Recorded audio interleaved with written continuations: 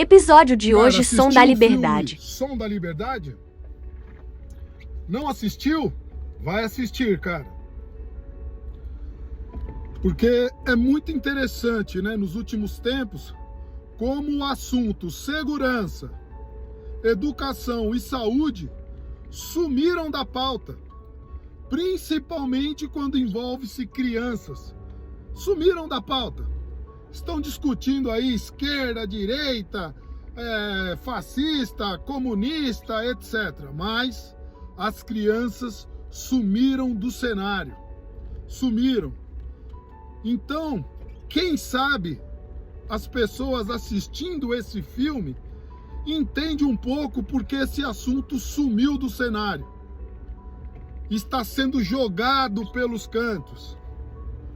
E ninguém fala mais sobre isso. E você pode ter certeza, existem criminosos na esquerda, na direita e no centro.